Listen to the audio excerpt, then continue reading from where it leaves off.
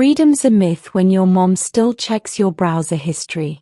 I'm 20, a college grad, and practically on house arrest. PLZ, do like, share and subscribe for more stories like this. It's been 18 months. 18 months since I tossed my graduation cap in the air. 18 months since I got that fancy piece of paper saying I was a college graduate, and 18 months I've been back in my childhood bedroom. My name is Jack, and I'm 20, and yeah, I'm still living with my parents. Don't get me wrong, I love 'em, but enough is enough. Jack, did you remember to take out the trash? Mom's voice floats up the stairs, perfectly timed with the opening credits of my favorite show. I groan, burying my face in a pillow.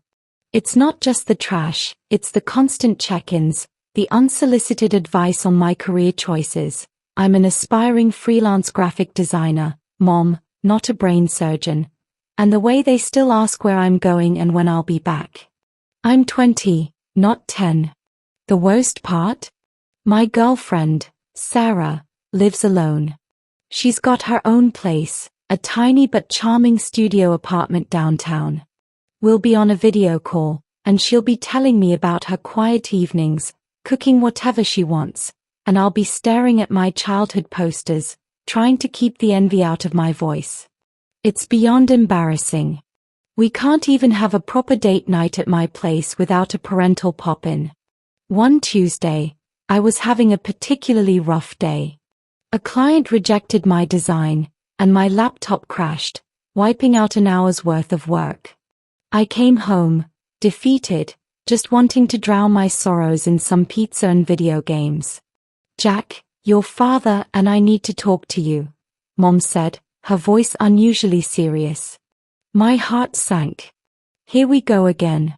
I braced myself for the lecture about financial responsibility or the perils of the freelance life. Instead, Dad pulled out a brochure. We found this lovely new development. They have a few units still available. 2 bedrooms, 2 baths, perfect for a young couple starting out. My jaw nearly hit the floor. A young couple. I stammered, completely bewildered. Mom smiled. Yes, dear. We think it's time you and Sarah started thinking about your future. We'd be happy to help with the down payment. A twisted wave of relief and utter panic washed over me. They wanted me to move out, but with Sarah? It was a massive curveball. On one hand, freedom. On the other, it felt like they were fast-tracking my life and still trying to control the narrative. I hadn't even discussed living together with Sarah, let alone marriage. I went to Sarah's place, my head spinning. She listened patiently, a small smile playing on her lips. Well, that's one way to get you out of your parents' house, she teased, though I could tell she was a little surprised too. But it's not my way, I argued.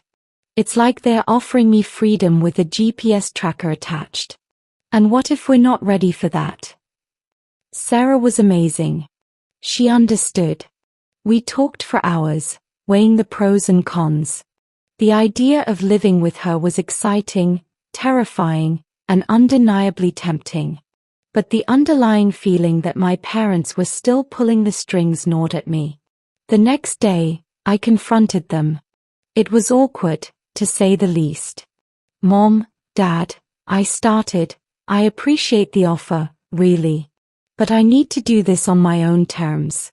I need to prove to myself, and to you, that I can be independent. I want to find my own place, even if it's a tiny, cramped studio like Sarah's.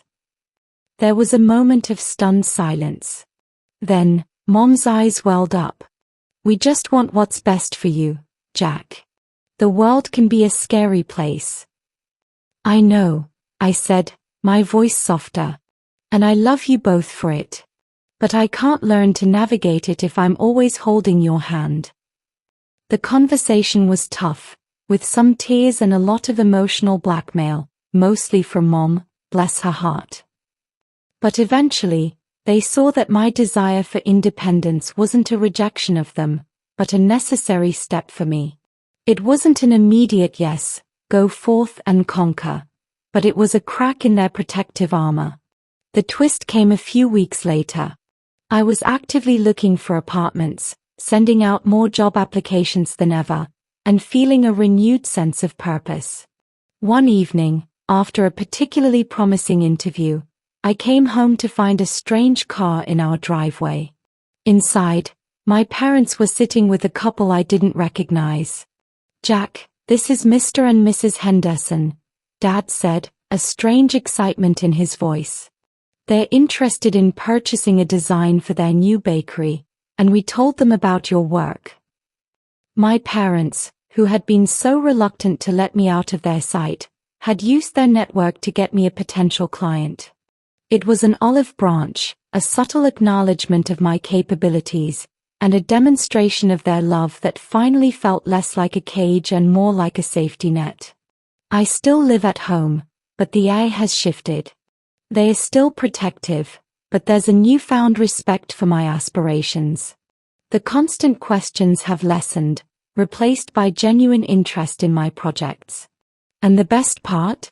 Sarah and I can actually have a movie night in my room without Mom offering us popcorn and a blanket every 10 minutes. It's not total freedom yet, but it's a start, and it's a lot more on my terms. Now, if only I can find an affordable studio that doesn't have a shared bathroom. What do you think Jack's next challenge will be in his quest for independence?